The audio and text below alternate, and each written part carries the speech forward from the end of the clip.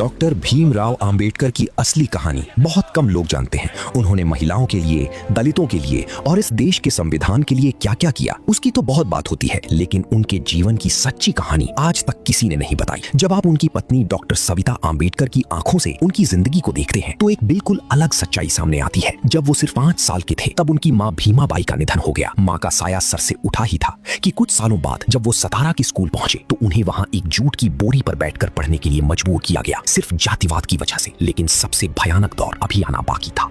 1921 से 1925 के बीच सिर्फ 4 साल में उन्होंने अपने 3 बेटे, 1 बेटी और अपने बड़े भाई को खो दिया। राजरत्न उनका आखिरी और सबसे लाडला बेटा था, उसको भी खो दिया। लेकिन वो रुके नहीं, अपने निजी दुख को कभी अपनी ताकत बनने से नहीं रोका। अपनी पत्नी की अंतिम यात्रा के कुछ ही महीनों बाद उन्होंने धर्म परिवर्तन की बात कही और दलित आंदोलन की पूरी दिशा बदल दी।